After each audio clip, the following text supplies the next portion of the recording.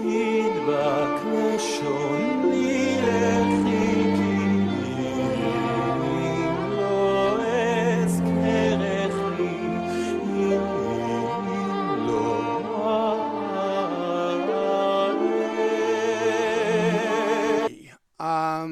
Can you folks see me now? I hope.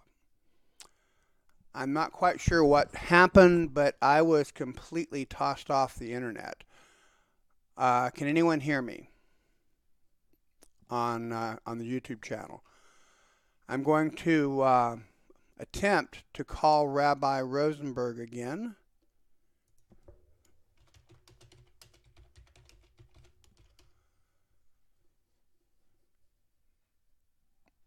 Can anybody hear me? Hello, hello.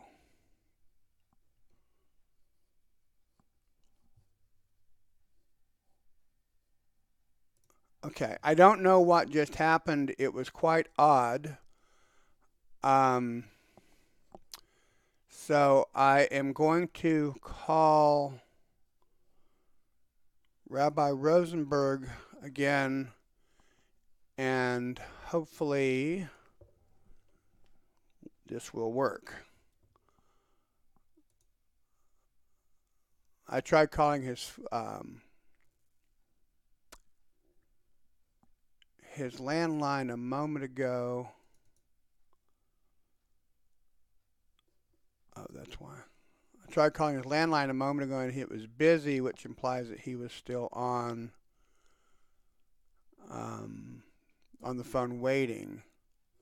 So let's see if we can do this.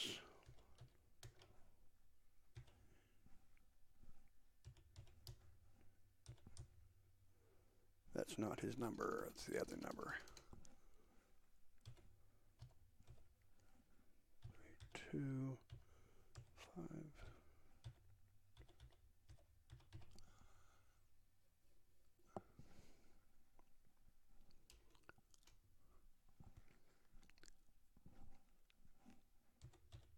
Hang on, bear with me just a moment, if you will, folks. I do apologize for this.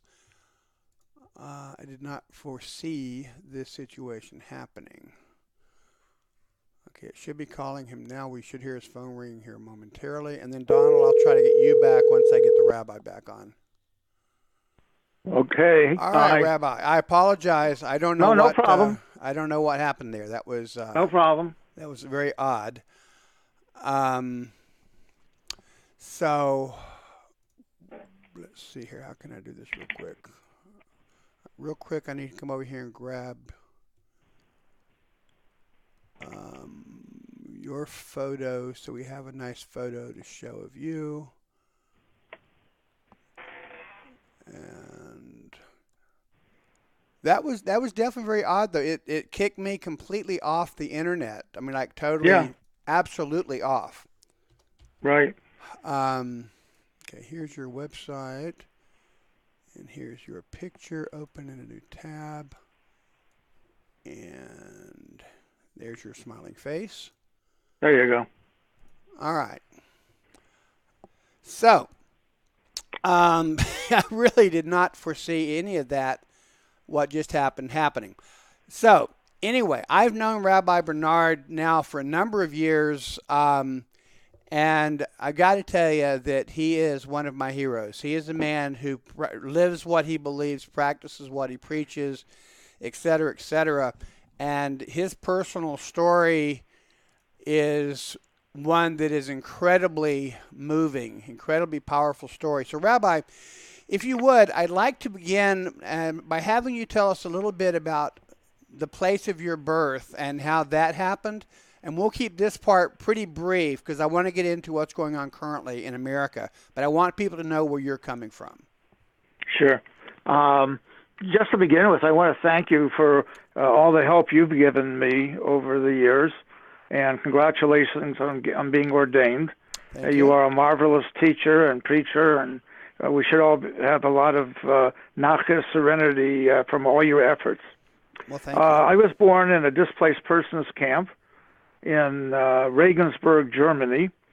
My parents were in the camps in the Holocaust. My father was in Auschwitz, My mother was in Skaržisko, which was a labor camp, cruel labor camp that made bombs for the Nazis, and lost most of the family except for a cousin, and never had grandparents or aunts or uncles. And so that's how I grew up. Left home at 17 to go to seminary.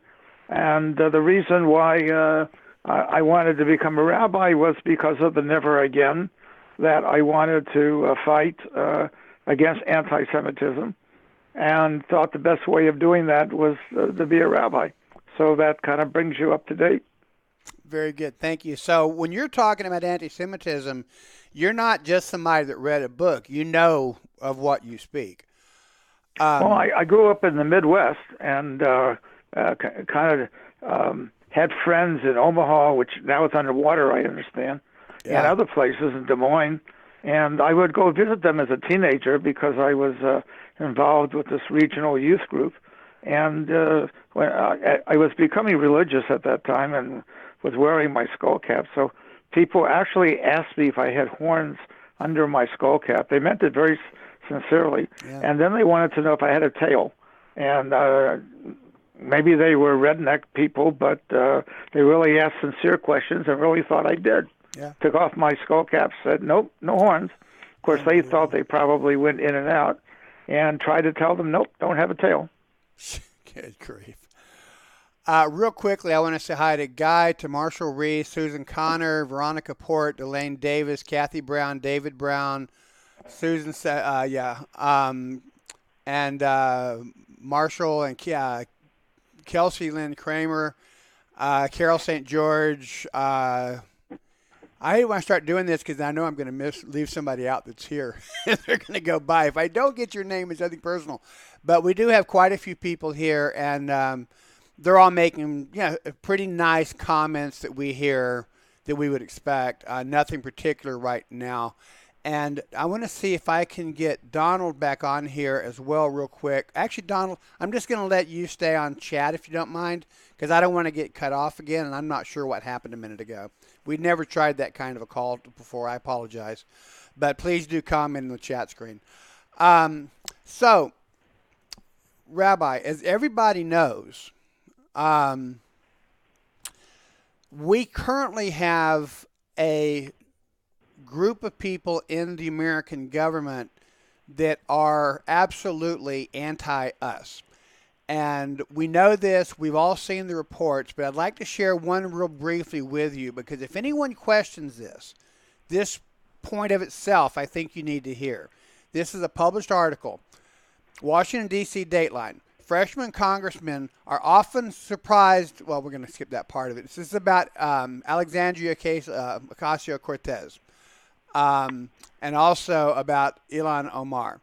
Omar has been quite a lightning rod calling various pieces. So, one time recently, she is leaving her office and she's surrounded by a whole bunch of people who are asking her questions. Oh, you're the Messiah of the hour. What are you going to do? And that kind of stuff. So on Thursday, as throngs of press tried getting answers from Omar as she left her office, some of them got a little bit too close for her comfort. And that's when the Capitol Police officer, Jay Bernstein, stepped in to protect the Congresswoman. Omar turned to thank the officer and then noted his name badge, and she inquired as to his background. Officer Bernstein was happy to talk to Omar because, like her, his family had come to the United States for a better life in 1995. However, when she saw the yarmulke atop Bernstein's head, her vision suddenly changed, and she abruptly ended the conversation. Later that day, Omar tweeted the following: "Not knowing that some police officers are Jewish shows me that all police officers must be just about the Benjamins." Okay, so the woman is absolutely not our friend. Okay, so I just wanted to throw that one out there real quick. I had a few more, but we got our time messed up.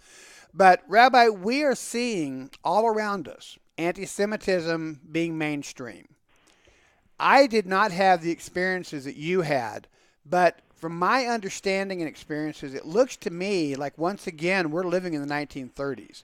What is your take on America today as it is with regard to the rising anti-Semitism as a person who knows firsthand what it's like? Well, as you know, I've been asking, where are the rallies? Where are the protests? And finally, some Jewish groups have started to speak out. But let me tell you about Omar. She just is telling the truth that she sees it. The biggest problem with her is that the press won't leave her alone. She's in the paper day and night. If the press would leave her alone, she wouldn't be too effective. But she hates Israelis. She hates Jews. And she's just letting you know that she hates them. All my life, I've experienced anti-Semitism from childhood when I basically would have a fist fight, almost every week.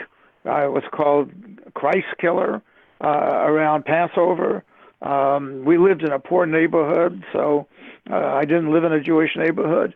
When I was going to Yeshiva University, those were in the days when there was a lot of anti-Semitism, and I would carry mace and a knife just to protect myself.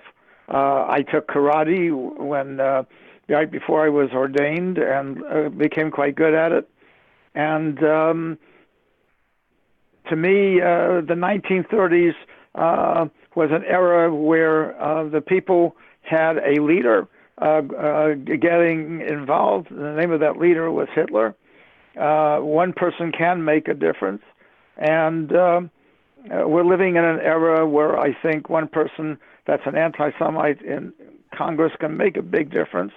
And I also fight for Christians, by the way. Mm-hmm. You notice that when Muslims are murdered, of course it's horrible, which happened the other day. There's a lot of publicity, but when the Christians are murdered by the Muslims, no one talks about it. Same thing is true when things happen to the Jews. Yeah, I just posted an article a few minutes ago about this place where several villages of Christians has been burned to the ground by Muslims. Nobody's covering that. No. Now, I don't blame all Muslims. No. But I'm the only rabbi that had a pulpit that was up front and just said, I don't trust them. There are Muslims that are not as radical as some others, but let me tell you something. They want to take over the world. And anyone who doesn't like what I'm saying, well, that's just too bad. It happens to be the truth. Islam is a type of religion that basically talks about taking over the world. And, when Hitler was busy trying to destroy the Jews, it was the Mufti of Jerusalem that gave him the idea about cremating the Jewish people in the ovens. I bet you didn't know that. Actually, I did. And he was also the head of an SS brigade of Muslims. Now, of course, there was some Muslims that were helpful to Jews and the Albanian Muslims. But in general, I'm sorry, I don't trust people that want to basically say either you believe in my religion or we're going to kill you. That's clear. That's problematic to me. Yeah. So in the 30s, as these things were developing across, it's a bit before either one of our times, but I know you're really well studied on this. In the 30s, as Hitler was rising to power, historically, my understanding is that the majority of the Jews of Germany in the area felt that they were good German citizens, and therefore they really didn't need to be concerned about this growth of National Socialism. But history, of course, proved that to be wrong. Most people, my understanding again, I know there were Jewish fighters with the underground and stuff, but most of our people just figured it can't be. This can't be. It's too big. We're good Germans. It's not going to happen. Today, we've got Jews on campuses supporting BDS, and we've got Jewish rabbis from the pulpit praying for these people and encouraging everyone to just get along, and because that's what everybody wants. Does this not look like what we experienced, in your opinion? Well, the Jewish people had a lot of pogroms, and they were constant. So what was happening with regard to Germany and Adolf Hitler, the Jewish people said, well, we've had pogroms, and we survived it, and we're going to survive this too. Well, they were wrong. By the way, in the United States, in the 40s, half of the United States was anti-Semitic. That's what the studies show us. Mm-hmm. Perhaps not bashing the Jews' heads in, but with regard to allowing them into universities, having special things, Jews not allowed in certain bathrooms, in certain places. So was it worse in those days? It's a different type of anti-Semitism. And by the way, anti-Semitism comes from the mother's milk. There's no rhyme or reason. If you guys want to ask me some questions about the stereotypes, I'll be happy to answer you. Unfortunately, none of them are true. But the stereotypes in themselves give the fodder to the Muslims, etc. Now, in Israel, with the Palestinians, this has become the new anti-Semitism or anti-Zionism. Now, if I was a Palestinian, I would feel the way they do, and I would be mad, and I would want to fight back, and I would want to survive. So I understand that. But, the Arabs decided to attack Israel and lost. So Israel's the only place where you can win a war and gain territory and have to give it back. Nobody else has done that. The United States has had plenty of wars. We took the land from the Indians, and we've never given it back. Right. By the way, I'd like to welcome Rabbi Ariel Nachman Ben Chaim, who just came into the chat room. Or the YouTube. I had invited him also to join us on Hangouts, but because of the technical issue, Rabbi I'm going to have to maybe not include you or Donald in the Hangout. Rabbi Bernhard and I are on a phone call, so it's going to just be better this way, but I'm glad that you're here. I would encourage you to ask any questions you might have in chat. One of the things that recently came up that I found was really troubling is that you were talking about in the United States, there was a Catholic priest named Father Coughlin, who I know you know. In the 40s, in the 50s, yes. And Coughlin is one of those people who like to use the term cockroaches. I've listened to every Sunday morning he would preach anti-Semitism. Yeah, I've listened to a number. You can actually listen to all these things online. They've got his whole library there. Recently on CNN, there was a man named Bagala, who is a regular commentator and supporter of the Democratic Party, and he actually was making a statement about Kirschner, or about a book he wrote called Kirschner. And he was talking about Kirschner and Ivanka and how they had converted to Judaism. And he actually said that, when asked about Trapper if the book was a sign that, quote, loyalty is preeminent with the Trumps, Bagala responded, I don't think so. I think mediocrity is. And, of course, they survived. I mean, cockroaches are going to survive a nuclear war. And after being pressed whether he was calling the Kirschners cockroaches, he asserted that he was talking about a separate class of species. This is another example of the anti-Semitism that's going on today. And he was talking about the Kirschners. He was talking about the Kirschners who are Jewish. Yes, Ivanka converted, mm-hmm.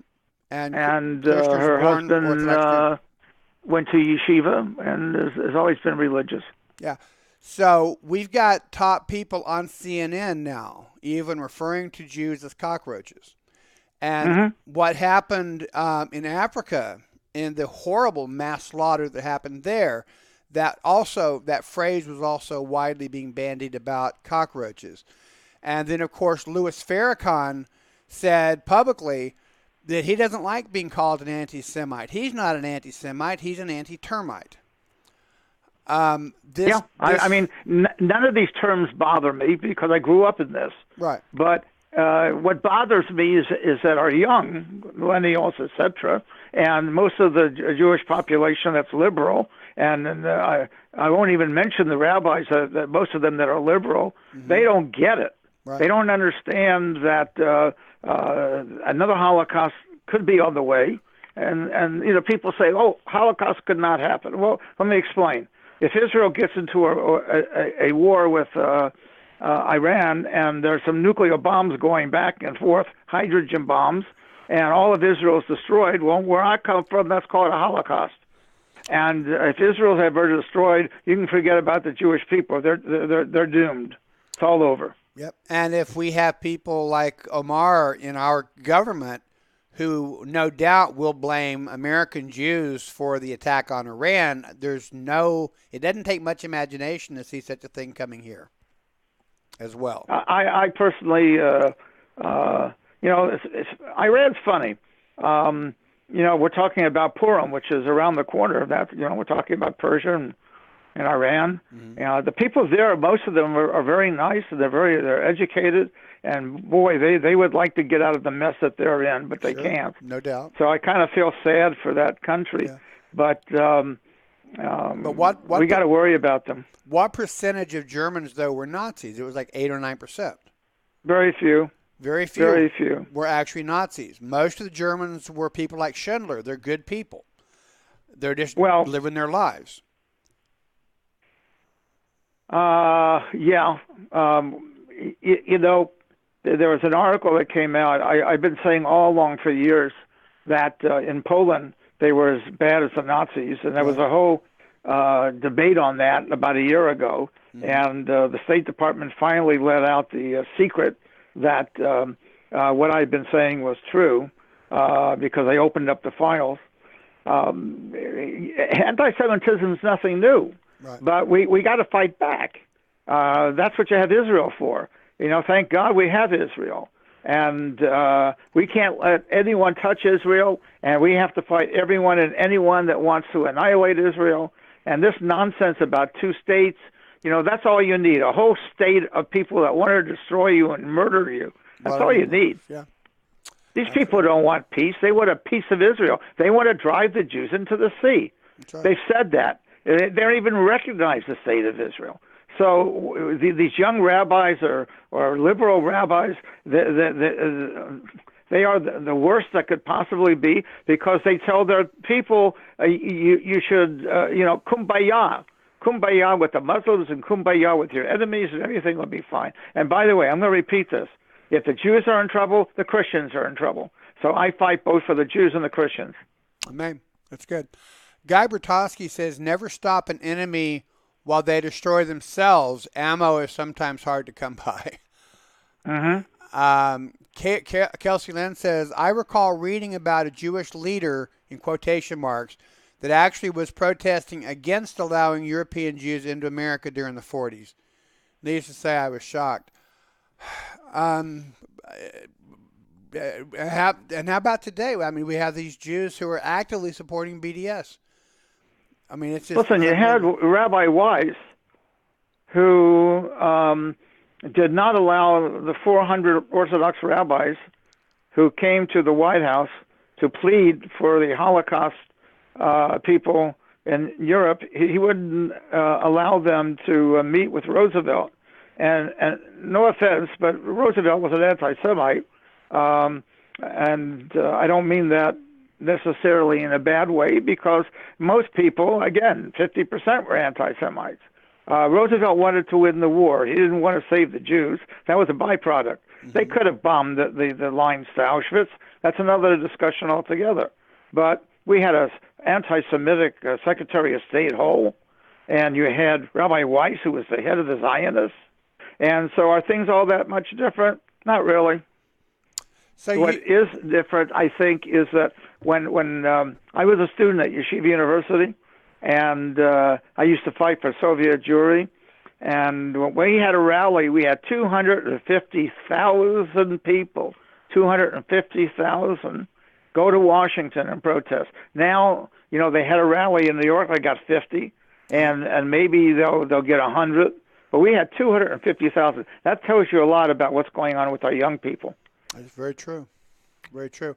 You told me when we were starting up here something that rather surprised me. You personally knew Rabbi Meir Kahane and actually gave him a place in your pulpit to speak and paid a cost for it. You also posted a while back on Facebook that you would love to see something like an official Jewish Defense League starting up in America again. Like they have one in Canada, and you said there's actually sort of a nation one here. But what can we do other than complain? And would you also share a little bit of your experiences with Rabbi Meir Kahane? Well, I allowed Rabbi Kahane to speak at my synagogue for the simple reasons that I'm a professor of speech and communication. I believe in freedom of speech, and most rabbis and the Jewish community ousted him, would not allow him to speak. Let me tell you, when they knew that JDL was coming, things changed. In Borough Park and in Williamsburg, people are being pounded and hurt and beaten up, and for some reason they're not being caught. That's why you need a JDL. But you know, they're trying to put it together here in the United States. There are some dedicated people, but you need a lot of money. And, you know, the Muslims, they're smart. They started their own patrols, you know, in Brooklyn. And we have something like that called Shomrim. But you need a lot of money. Now, not people just talking about a JDL, but you need some major financing. Right. If I had major financing, I would put together a JDL, no question asked. What was the rationale, do you think, for the synagogues refusing to let him speak? Were they afraid of repercussions, or why wouldn't they let him speak? You just have a problem with violence. You know, when he said never again, he meant never again. He was a very smart guy. He was a lawyer. He was a very pious person. And most of the things written up about him are false. Yes, it is true they made mistakes, and yes, it is true that some of the people that followed him made mistakes. But I think we needed him at that particular time, and we need another Kahane today too, but we don't have one. I don't see any leader on the scene, if you ask me. That's troubling. Anyone have any questions for Rabbi Bernhard? This is a really great opportunity to find out more about the Holocaust, more about what's going on currently. It's a good opportunity if you have questions. Kelsey says, I cried when Rabbi Kahane was murdered. I couldn't help it. My family yelled at me for it, shedding tears over terrorists. That was their exact quote from the family. Yeah, same here. It was. There have been a number of people who have been killed and who have really no one's going to forget. His being murdered was a setup, and maybe set up by the Americans and the FBI. Well, we know and I'm not just making this up.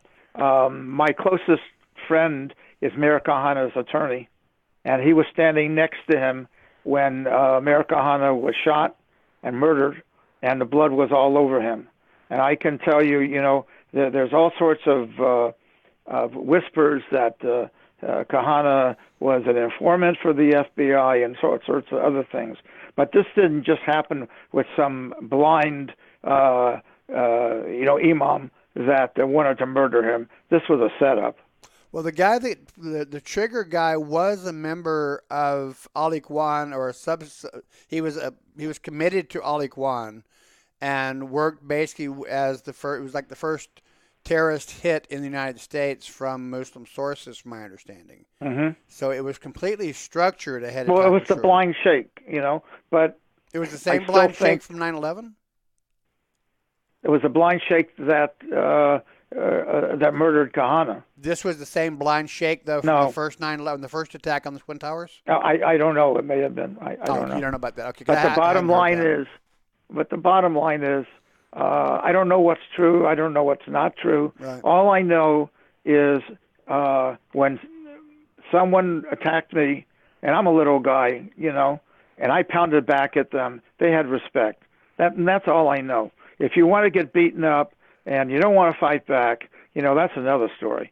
The Warsaw Ghetto was a prime example of people fighting back. My father was a partisan. They shot him in the neck, and they took him to Auschwitz.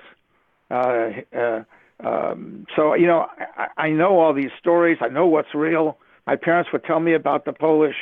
So I have firsthand experience. Yeah, that's why I was excited about being able to talk to you. But yeah, but then I'm thinking, how do you pull those kinds of memories out? Because I mean, they're painful. They're a long time ago, and I'm sure they're just. I live with it every day. Yeah, yeah.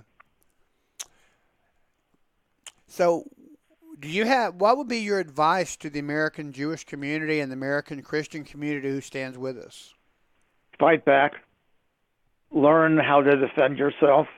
Make sure that in synagogues and churches that you have people with guns trained to protect yourself.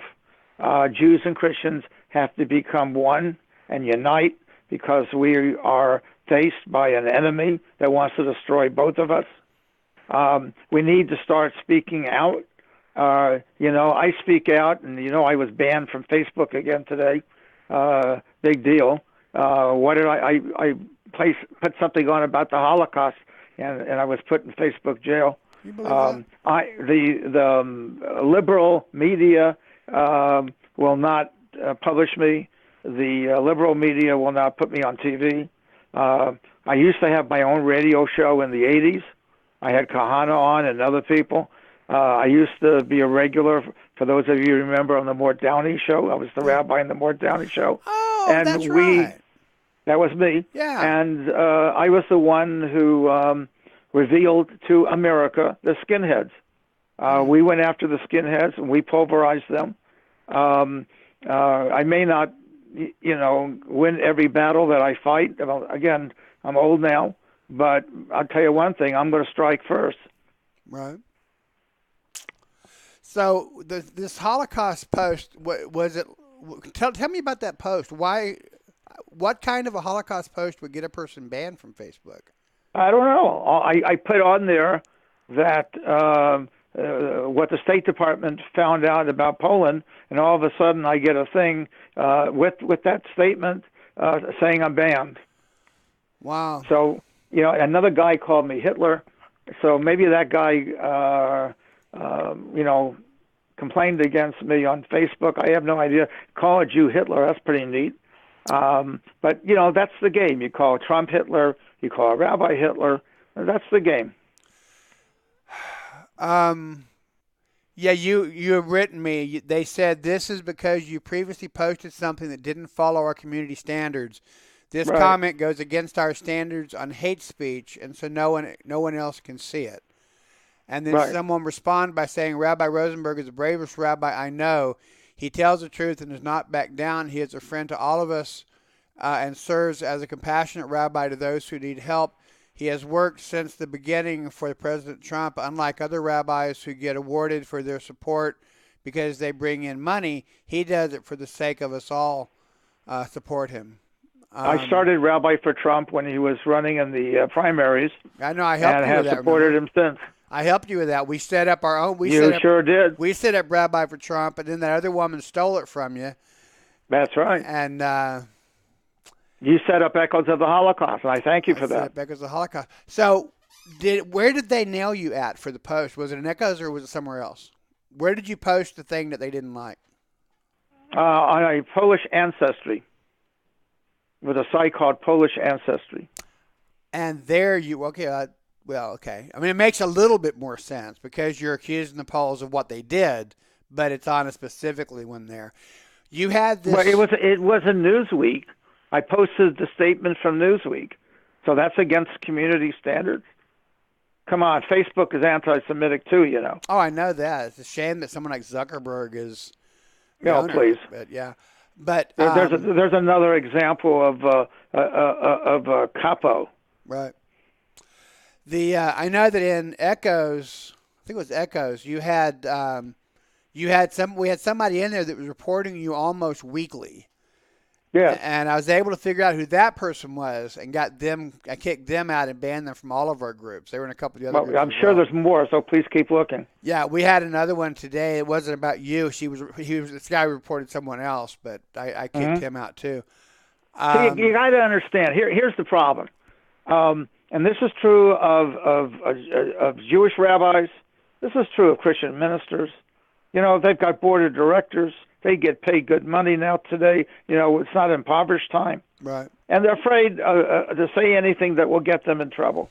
You see, that's the problem here. Because of the Holocaust, because of my upbringing, I couldn't care less about losing a job.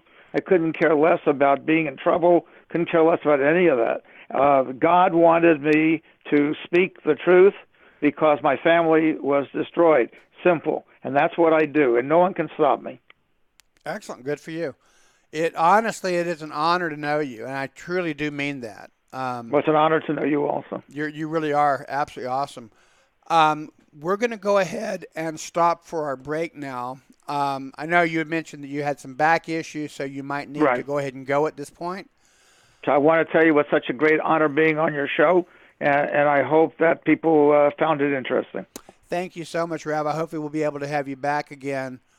Before you go, I want to give people a quick last chance to ask you a question if they have Sure, any anything. Happy to talk. So Donald would just sort of be interested in your thoughts about the IDF and what apparently the Prime Minister said the other day. They're going to basically they're not going to mess around anymore. Any thoughts on that? I think if the enemy wants to kill you, kill them first. Torah says if your enemy comes after you, wipe them out. Yeah. You try for peace, but if they don't, you wipe them out. I mean, have people forgotten World War I, World War II? When you go to war, you go to win. Right. And if you don't kill them, they're going to kill you. It's real simple. What is it these people don't understand? It's all kumbaya, you know. They don't understand when someone takes a knife and stabs you. Right. Okay, well, you're dead. A rabbi was just murdered the other day. Yep. Another great rabbi was murdered a couple of months ago. People are being murdered right and left. Now they have missiles that can reach Tel Aviv. If anyone believes that was an accident, they got to be an idiot. It wasn't an accident. No. It was on purpose. Yeah. Our dear Noahide friend Carol St. George says, what can an aged Noahide do to help in this? So Carol is definitely she's an older person with various health issues, but she has a heart of gold. Supporting a person like me means a lot, okay, because I am banned by the liberal everything, and I do have thousands of followers, but I need to be supported. I don't ask for any money. I volunteer all my time. You know, I've written 8 or 9 books. I've never made a penny on any of them, and I don't want to. They're on the Holocaust. Yeah, so I don't want any blood money. I do it as a mitzvah. They're available on Amazon. So if you can support me and you can get TV stations to have me on, radio stations, if you can get me published in the newspapers, that would be fantastic. In fact, our group called Echoes from the Holocaust is actually the name of a book that you wrote, and the pictures on the front are your mother and father, right? Correct, yes. Is that you in the middle? That's me in the middle. Let me tell you an interesting story. Yeah. I live with the Holocaust every day. It's like, you know, one of these terrors that when the soldiers come back, you know, they have these nightmares, etc. I grew up in a house like that, where, you know, Holocaust was talked about, where your parents in the middle of the night would be yelling, screaming of what happened in the Holocaust, you know, horrible things. So to me, it's never left me. It's part of me, and I'm going to fight until my last day. Yeah. Guy says, how about local militia? That's essentially, Guy, what we're talking about with the local JDL, a local defense league. It is or Shomrim. Or Shomrim. Yes. Shomrim means like to guard something. Like it'd be Shomer Shabbos. And that's probably a better name than trying to revive JDL, because I think it's still listed as a terrorist organization in the United States. When I was going to Yeshiva University, and I lived in a neighborhood about 25 minutes away, I would get off the bus, and these kids would start calling me all sorts of anti-Semitic names. One day I had enough. I went over. I took the guy, the oldest guy who was on a bicycle. I hit him in the face. And that was the end of them calling me names and singing bad things. Yeah. You got to fight back. You got to fight back. David Alberto says, you are right, Rabbi Bernhard. Social networks have not only given space to fake news and anti-Semitism, but also for the attempts of Holocaust revision and denial and that sort of thing. several people say they love you and thank you for being here. And I certainly agree with that sentiment completely. And maybe we'll get you back and we can do something else. And in all my books, I so predicted revisionism, and it's happening. Everything that's happening, I have predicted. It's not because I'm brilliant. It's not because I'm wise. It's because God has spoken to me, as He has spoken to you, for a mission. And my mission is to do the best I can with what I have. Now, let me tell you, I'll end it with this. I was doing a funeral in Long Island, and I went through Borough Park to get home. And I saw this person harassing this old lady. I'm old too.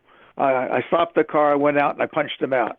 Okay? Did you see it in the newspapers? No. And you're not going to see it in the newspapers. All you see is Jews being beaten up. Okay, the poor little Jew who's helpless. And don't forget, I got a bad back, and I'm an older guy. I punched the guy out. Good for you. Good for you. We got to fight back. Thank you so much, Rabbi. I'm going to go ahead and let you go. Thank you, sir. I appreciate you. We'll talk to you later on. And God bless you and your wonderful work. Keep fighting. All right. Bye-bye.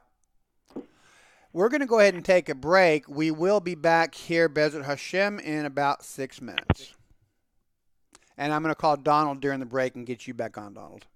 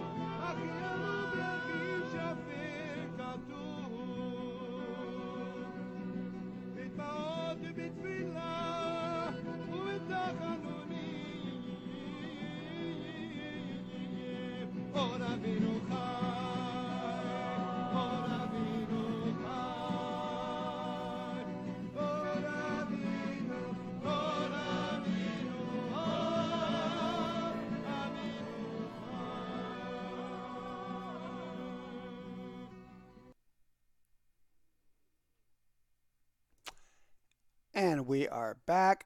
You're going to hear phone ring for a couple of seconds here while I call Donald and Rabbi. Hopefully, we'll be able to get both of them on.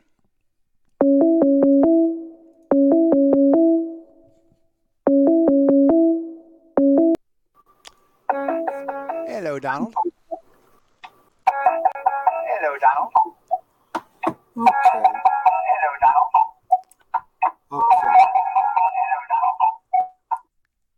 Okay. Let's see if Rabbi's still with us as well. So, what do you think, Donald? I thought it was great. I thought it was wonderful. We have an echo going, and I don't know why. It's coming from your speakers. I got this other mic on. Hold on. There we go. That's better.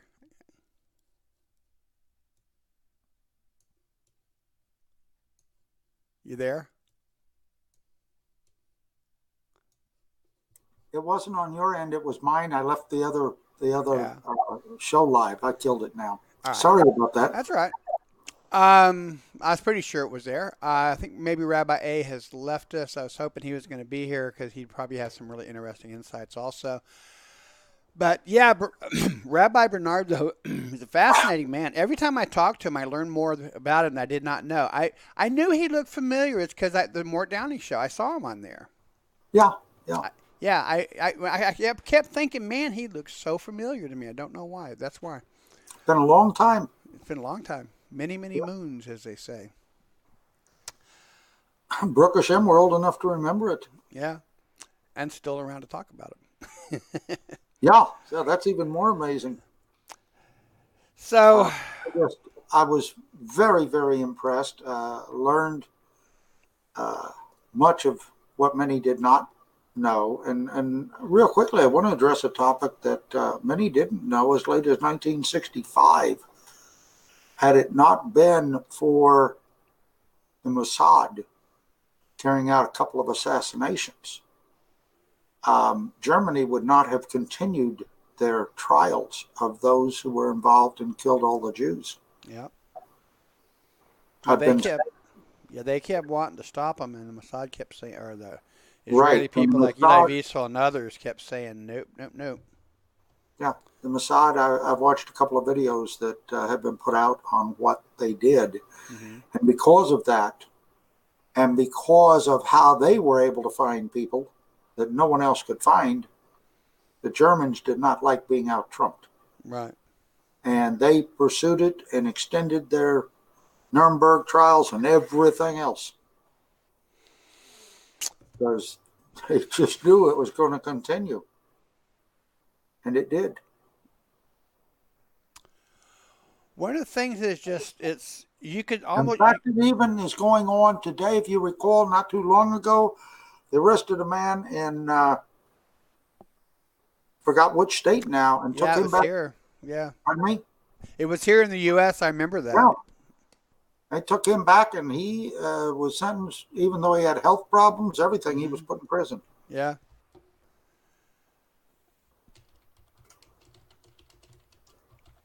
Yeah, he deserved the death sentence. Yeah, American citizenship. He was. It was April 21st, 2008.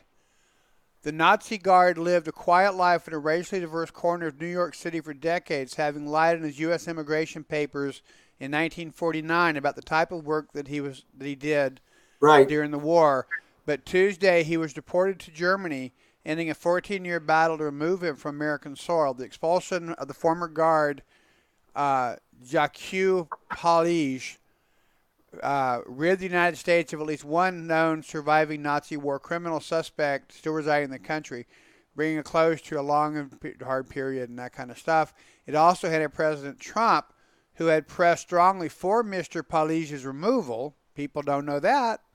A powerful talking point against critics of his immigration policies, by shifting the focus to the deportation of the men associated with the worst atrocities of the Holocaust, and so on.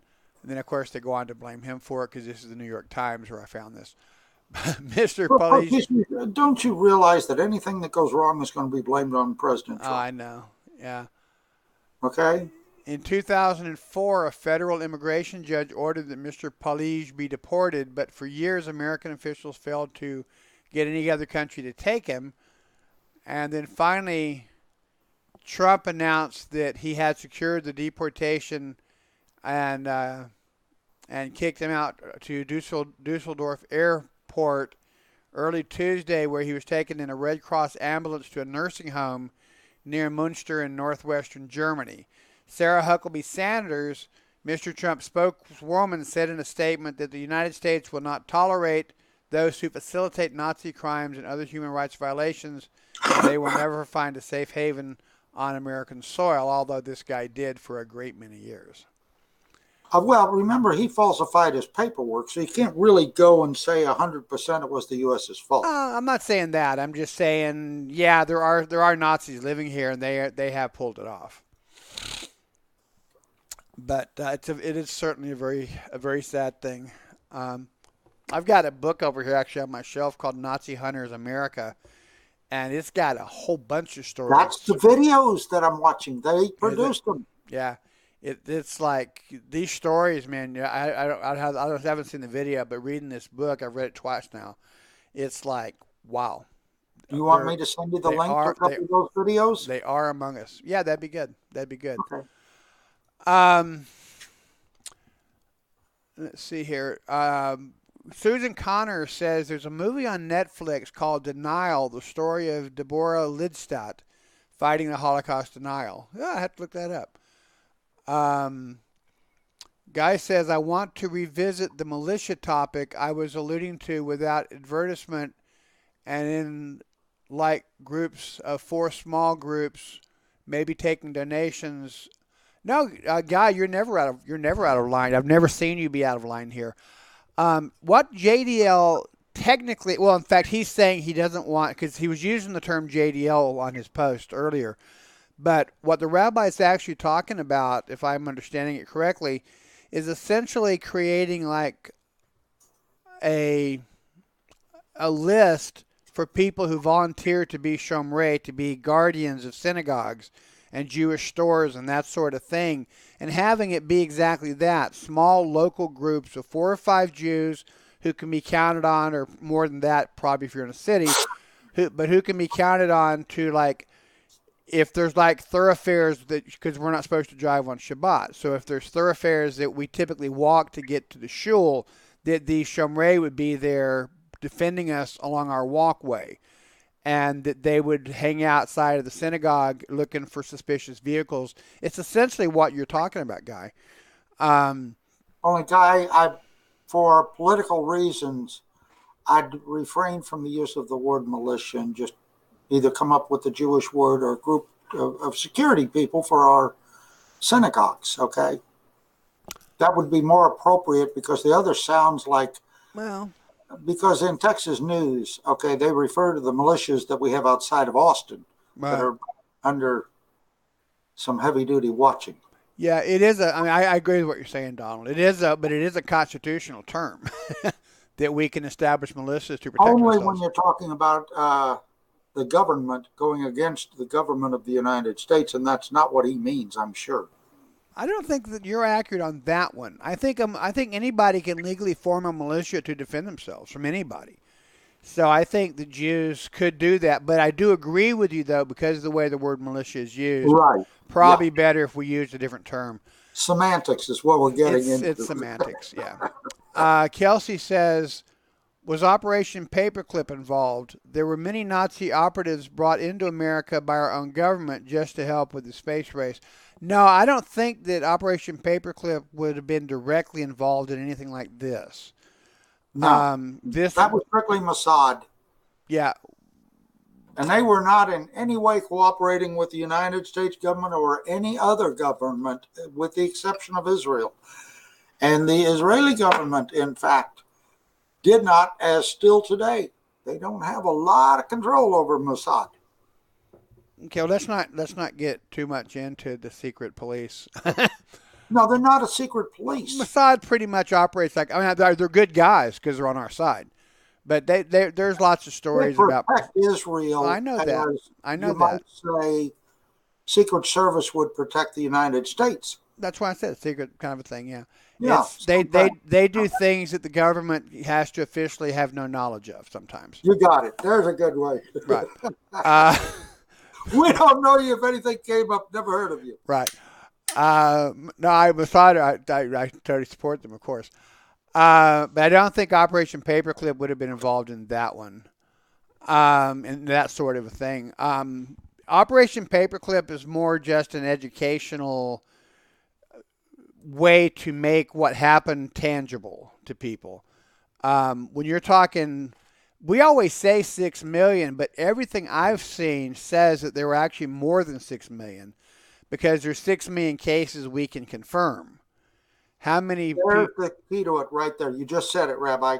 Right, that we can confirm. How many more? Those were only the 6 million killed in the gas chambers. We cannot get confirmation on the ones that were killed by the Nazis who took out 60 and 70,000 at a time and killed them.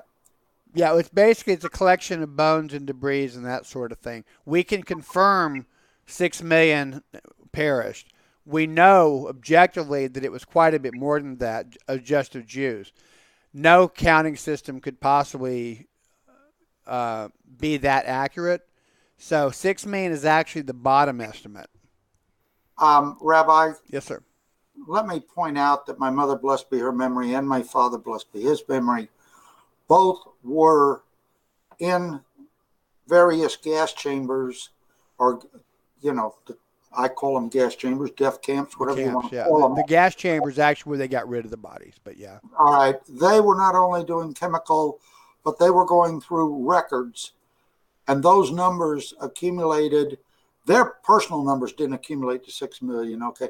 But the total research done on all of those camps totaled 6 million. There were hundreds of thousands who were killed in the fields. Those are the ones that nobody can account for because there was no record of that death. Well, that's what I said. I didn't know if you understood what I was saying. Yeah. No, the 6 million are the ones that we can prove. Correct. By records, by dental records, by bone, whatever, fragments. The tattoos, and the Germans were. Tattoo, right. Oh, man, they could keep records like you couldn't believe. Poland claims to have had all of the records burned and that they had nothing to do with Hitler, which is... Yeah. And IBM, of course, is the one that made the technology available for the numbers that were put on people's arms as tattoos. A lot of people don't know that. IBM was directly involved in that. I have a piece on my website about that I did some research on that particular one. And then, like, sometimes with the mass graves, body parts were so... Well, it's like when I died, we were all standing on the side of a huge gully that we had to dig out. We were all shot at the same time and fell in.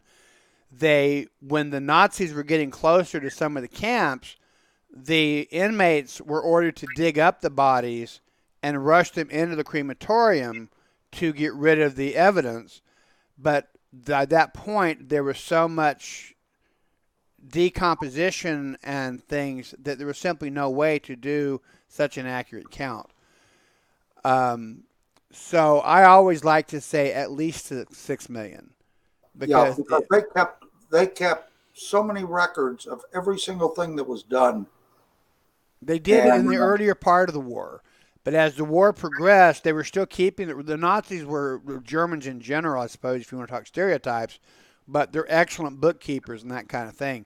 But towards the end of the war, when the Russians and the Americans were approaching to free the camps, it was hectic. It was all get out. And there was a lot of stuff done. A lot of those last-minute death marches and stuff were not even documented. Those supposedly were.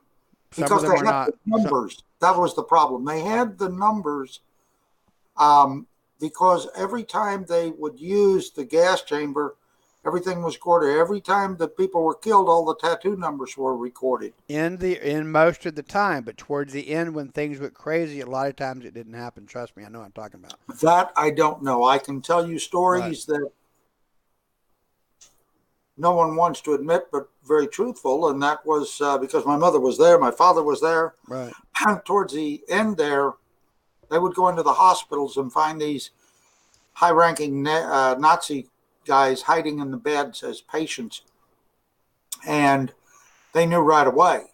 And they would take them out the backside of the hospital and put a hole through their head. Right. Okay, they didn't take them in. That was what caused Hitler to quit killing Americans. I don't know if you knew that or not. Not that part of it. Yeah, because when the Americans said, we've had enough of ours getting shot and killed, they took them.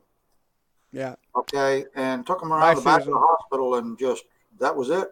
Yeah. Bye, Susan. I'm glad you were able to make it.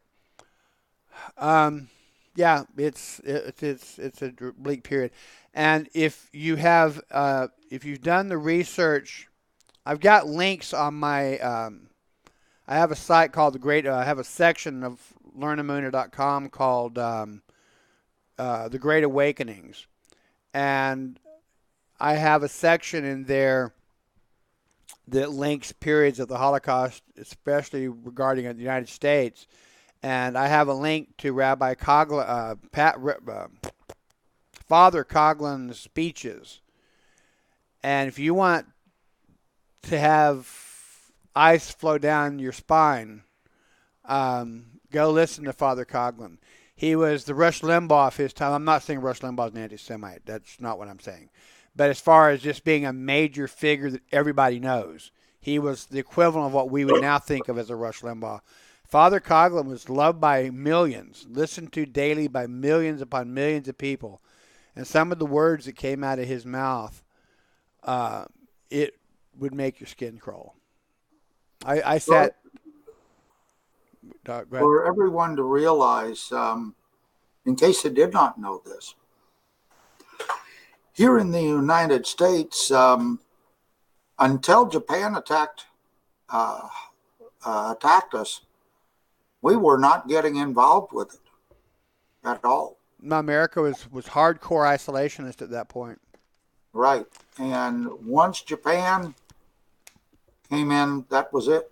The New York Times, by the way, the so-called paper of record, had been receiving from their reporters and from Jewish eyewitnesses in Europe, they had reams of evidence of what Hitler was doing.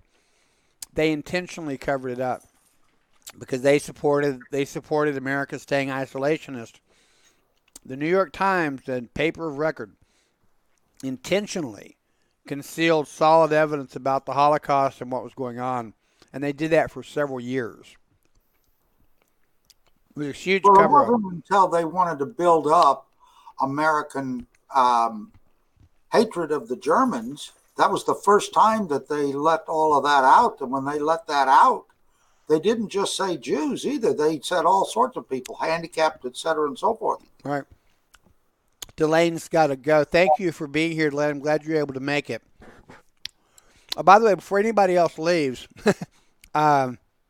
Wednesday, come back with Donald and I for our regular broadcast. Pesach, I think, is going to be with us again. Not so much as a guest, but just as a panel guy. So talking with us. But Wednesday night to Thursday night is Purim. And I have not, unfortunately, confirmed exactly what Rabbi A's schedule is for Purim. I should have already done that. But I've decided that on Thursday, we're going to go ahead and read the Purim story, the Megillah Esther. And so we're going to be doing that on Thursday, and we're going to read it in English. Rabbi A usually plays it in Hebrew or reads it in Hebrew. But because most of our listeners don't understand and speak Hebrew, we're going to read the Megillah of Esther in English on Thursday at noon. Donald? On the only time the rabbi is coming back per his announcement is the 22nd, which is Friday night. He'll be doing that service. or someone will. Rabbi always does a Purim service. He is not doing it this time. I did not see it on his site. Because I kept checking. That's why I don't know, because I kept checking. I know he said that he was getting a Purim spiel together. Then he is doing Purim. I don't know. At the House of Seven Beggars, we pretty much always do all the services, but I haven't heard of the schedule. Because since I just got my Smeeka recently, Rabbi A has been doing all these kinds of services without my assistance. And we kept talking about, we had a few ideas that really would have been cool. We just couldn't get things together to do it.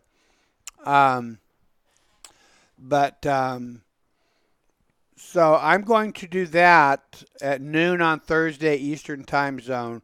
Rabbi, if he's doing anything, will probably be doing it at 8 p.m. in the evening. That's his normal time. But the thing is, it might be Wednesday because Purim starts sunset on Wednesday. So actually, okay. I'm going to check. I don't know what he's doing. I'm sorry, I don't. The only thing I saw was a schedule for the 22nd. But it may be down further on that page. Let's see. Notice, in honor of Purim, this is from his website. In honor of Purim, Zeta Story Corner and Torah Study with Rabbi A will not be broadcast this week. We knew about that. Yeah, that's right. Okay. Wednesday, March 20th. So this coming Wednesday at 8 p.m., Rabbi is going to do the Megillah of Esther and his Purim spiel. Okay. At 8 p.m., and I will post the link here in our room here. So be sure and go for that. He always does wonderful Purim spiels. And then on Thursday, March 21st at 10 a.m. Well, let's do it this way, actually. At 10 a.m., he's going to do the Megillah reading again because you do it more than once, probably again in Hebrew. And then Friday and Sabbath will be the regular services. And because this is not a Rosh Chodesh, Rabbi will be leading those services. That's too long to post. He'll be leading those services for us, as is his normal way of doing things. Okay, my link there was too long, so I'm getting Wednesday and Thursday together, and then I'll post. That's too long. Well, all right. Go away. All right, then I already posted that, so here's Thursday. Started thinking this way you could see everything. It'd be easier, but they got that limit on here. Okay, so here's Thursday, and Friday and Saturday will be as normal, or as normal as we get.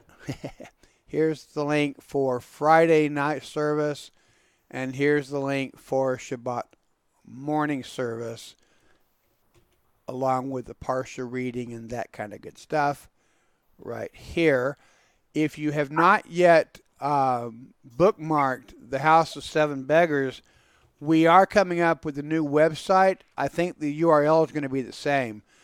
But he also, I think, bought the Crew Media Network one too. But anyway, here's a link for the House of Seven Beggars so you can get the schedule and that sort of thing on it. So as far as my stuff goes, I'm not doing anything different except that we're going to read Megillah of Esther in English on Thursday.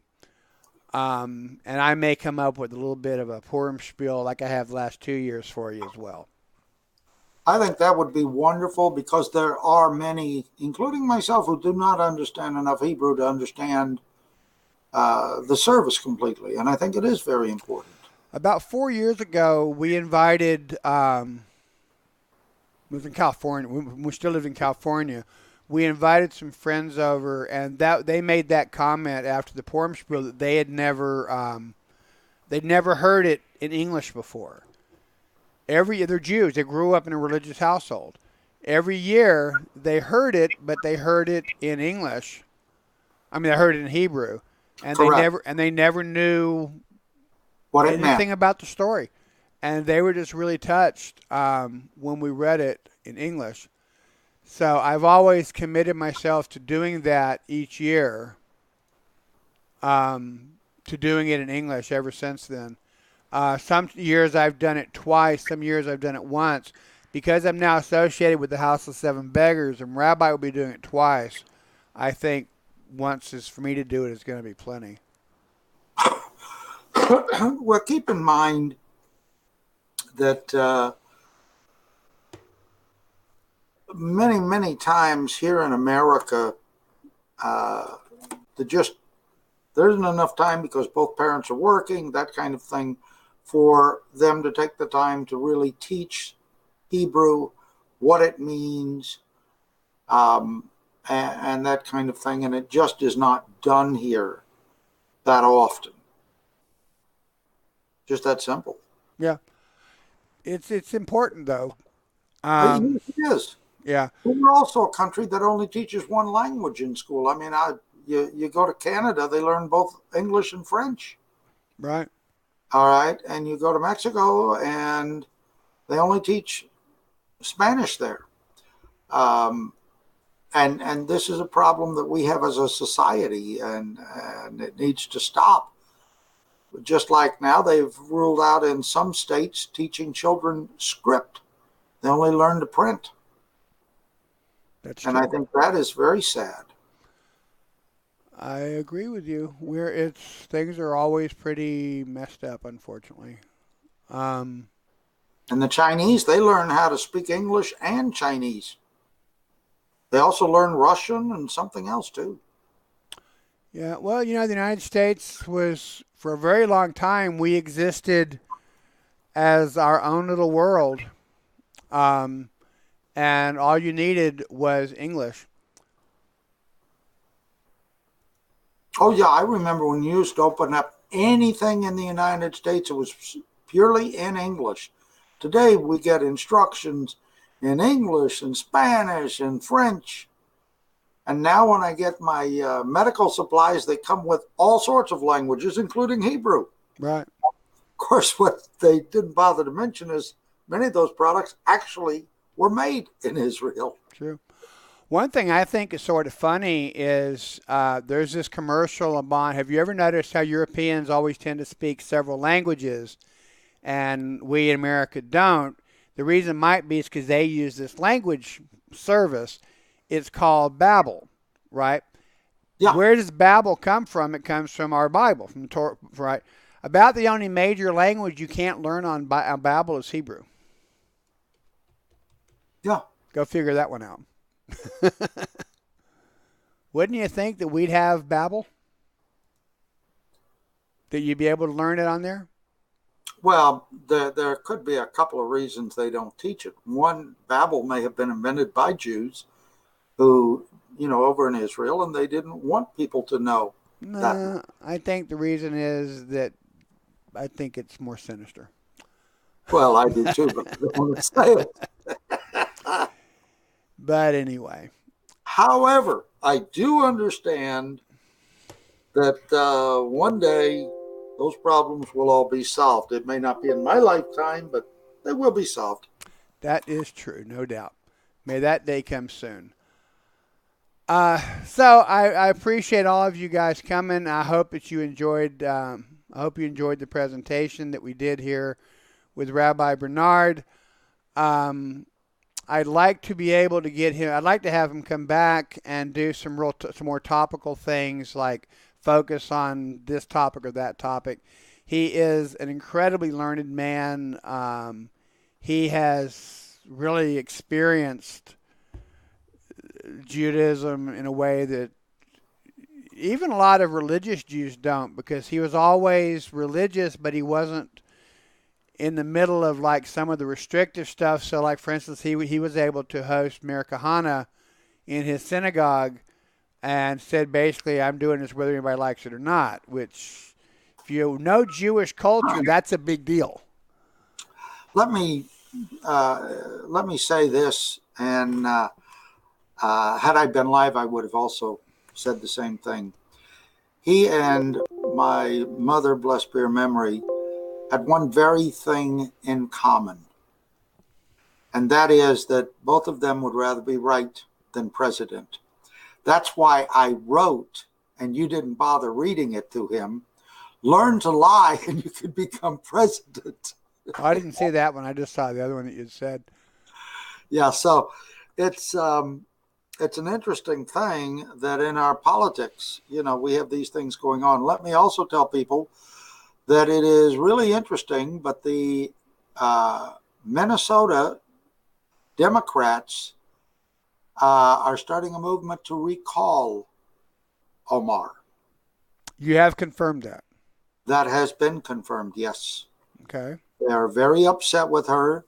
The people in the state of Minnesota have literally had it, because one thing nobody realizes, there are a lot of Jews that live in Minnesota. And, we have a lot of Jews up there that are very, very, very, very angry. And you have a lot of Jews in New York who are extremely angry. And, you're talking about something that they will not stand for, especially in Minnesota, because up there, they can't have that. And the reason I say that is because up there, you'll find many cars that run these big antennas on top. Mm-hmm. That's in case they get stuck in the snow. Somebody will stop to save them.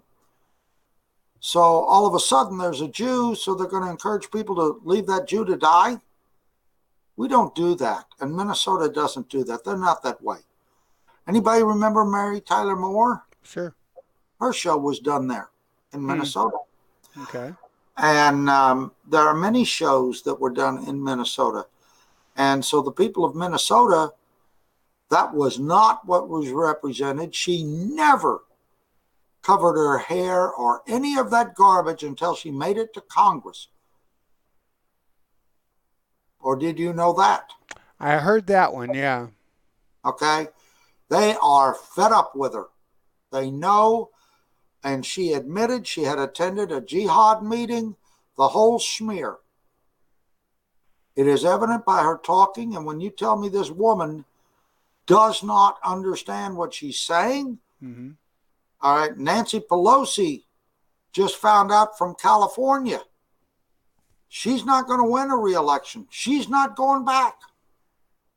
Why? You have a heck of a lot of Jews living in California.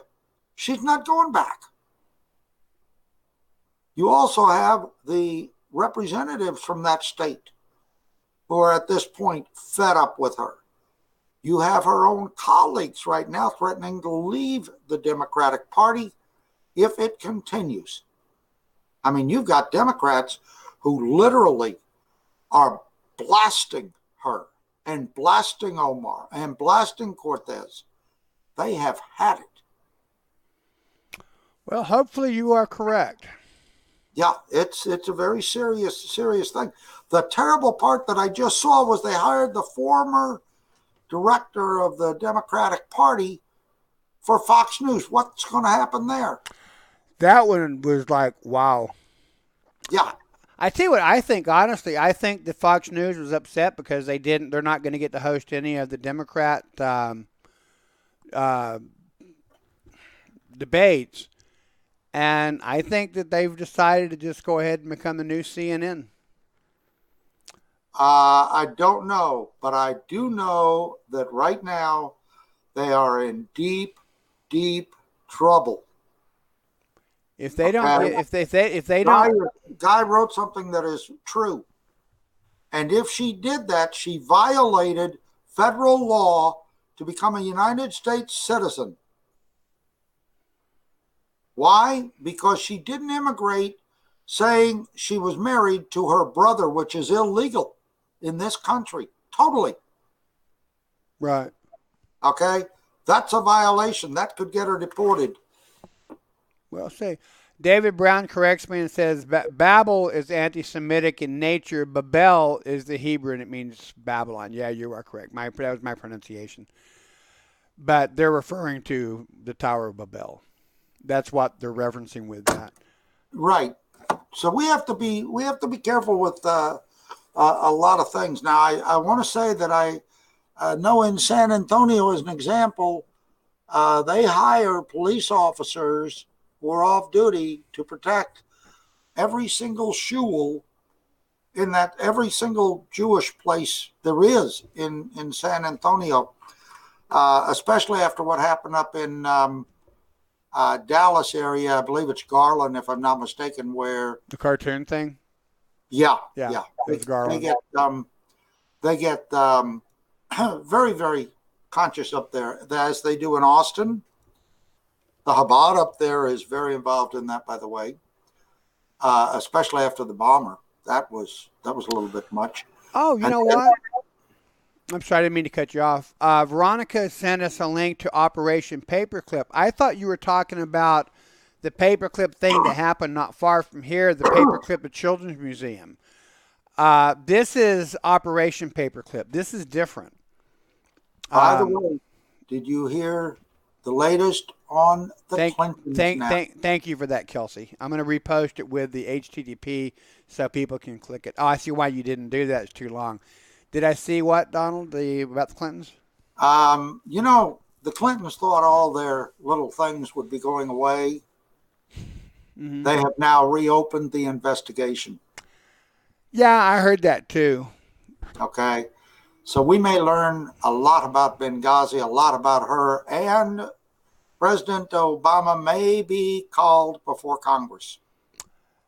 Well, maybe. They haven't done anything yet to speak of. We'll see. Well, we've got to see. We'll see. There is definitely interesting things going on. Thank you all for watching. I do appreciate everybody, all of your comments and everything. Rabbi Bernhard was awesome as always. And we will try to get him back on with us when we're able to. So I'm going to go ahead and end now, I think. Donald, thank you. Any last comments you'd like to make before we go? No, I want to thank everybody for being here. I would have liked a lot more questions coming out.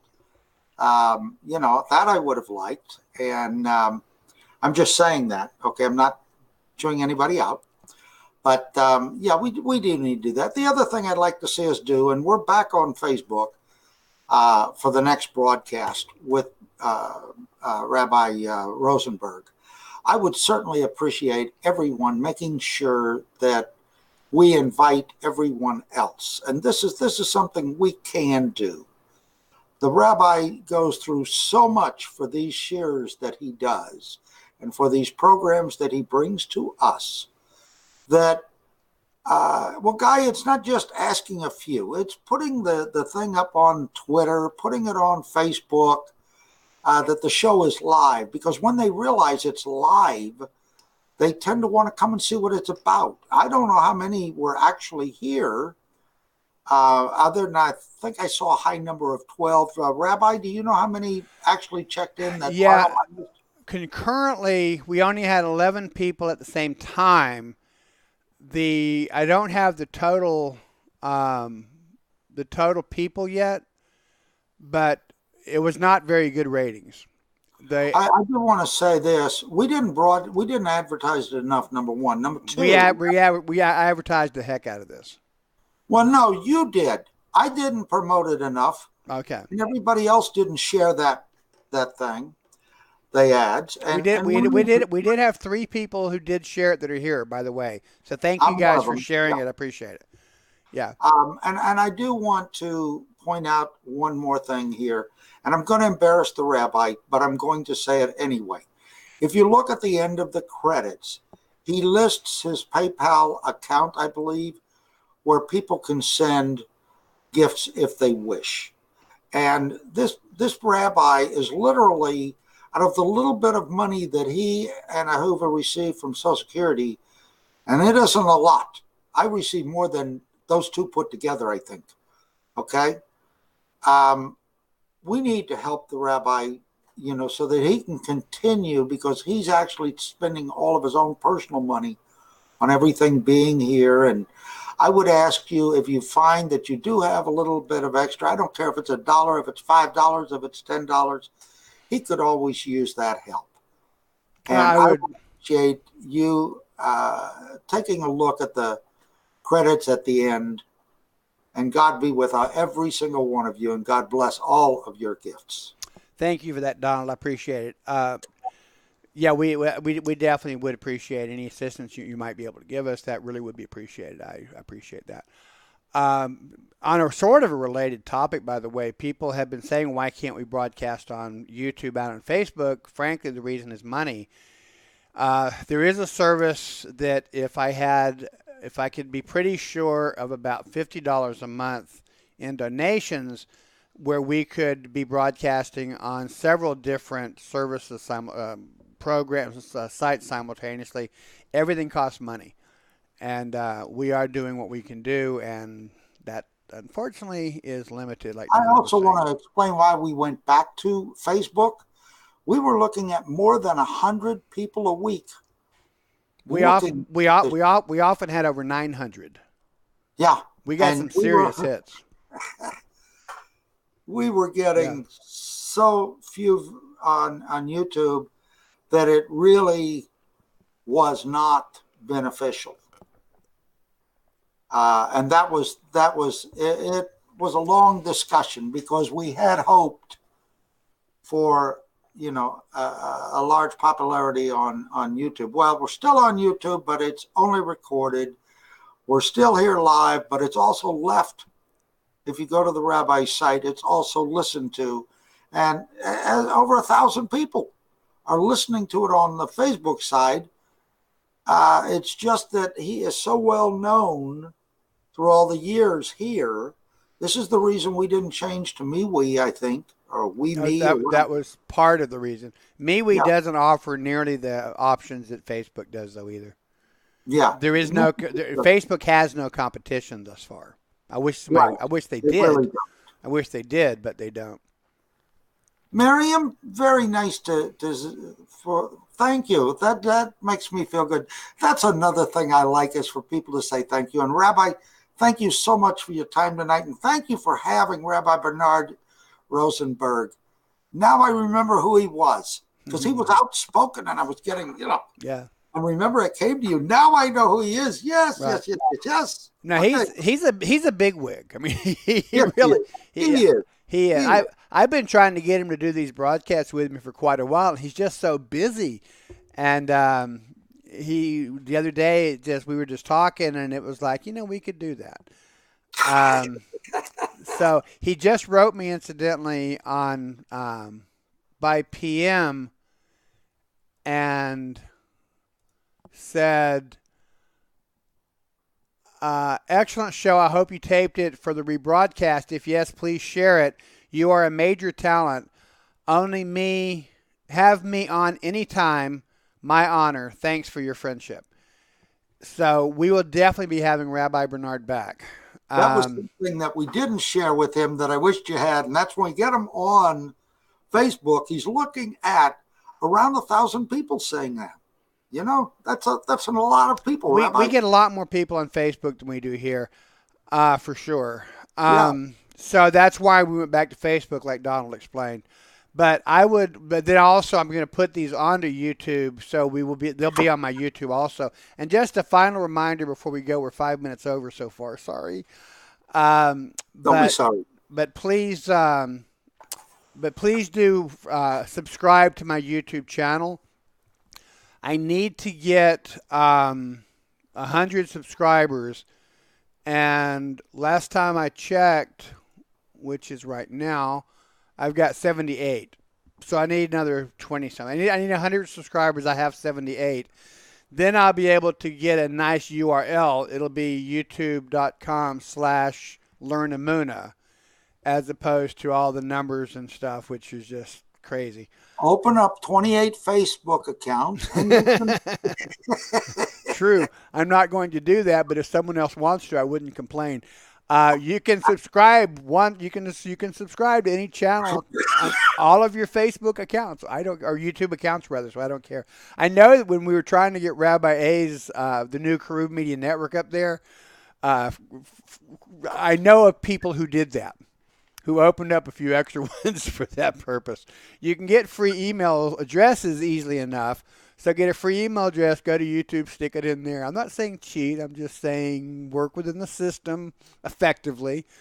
But please do subscribe to my YouTube channel. I really would appreciate it. Donald, thank you. I'm sorry we weren't able to get you on for the whole thing. It was weird because we had the rabbi on phone and we had Donald in Hangouts, but both feeds were coming through Hangouts. And that's why I think I got kicked off, because I think Hangouts thought that I was doing something maybe. So that's why I was hesitant to call you back. But what was weird is I could hear both. I could hear both of them, but neither one of them could hear the other one. So no, this worked out fine because weird. I put things into the comment. The problem was you weren't hearing them.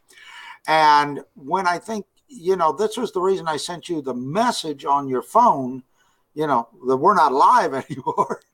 People over here were saying, what's going on? What's going on? And I was able to put in here, but you weren't. No, everything froze. I mean, it was actually pretty amazing. I couldn't even move my mouse. I mean, literally my whole system froze. So I had to do a hard restart. And I'm sitting here, okay, load, trying to get back on. Didn't you tell me you put Raid Mouse Killer in your house or something? Somehow I don't think that's it. Anyway, thank you all so much. I appreciate it. Rabbi Bernhard, if you're still listening, it shows you're still online. If you're still listening, thank you so much, sir. You have our respect, and we truly are grateful to you. Donald, thank you.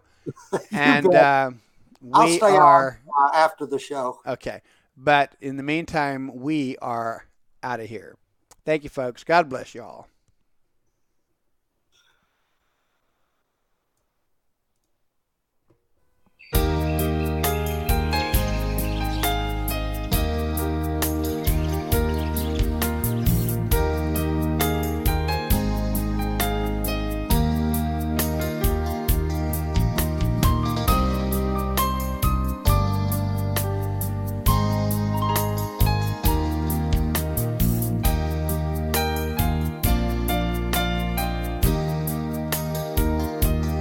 Open up your eyes, see the beauty around you, and open up your ears and hear nature calling you, and open up your heart and feel the love he has for you, and open up your hand and give to the one who needs you.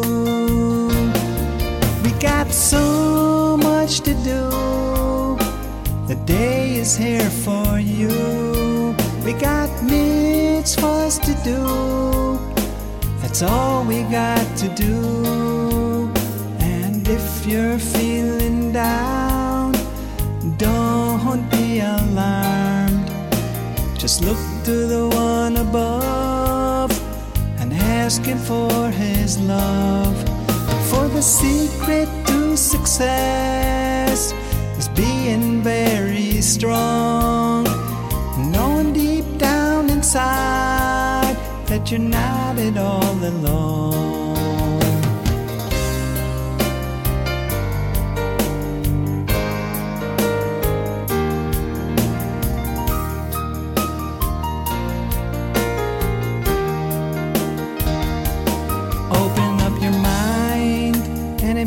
With infinite wisdom, and open up your spirit and catch its inspiration, and open up your soul to its spiritual liberation, and open up yourself to the way you should be living. We got so much to do. Is here for you. We got mitzvahs to do. That's all we got to do. And if you're feeling good, don't change your mood. Just look to the one above. Thank him for his love. For the secret to success is being very strong, and knowing deep down inside he's helped you all along.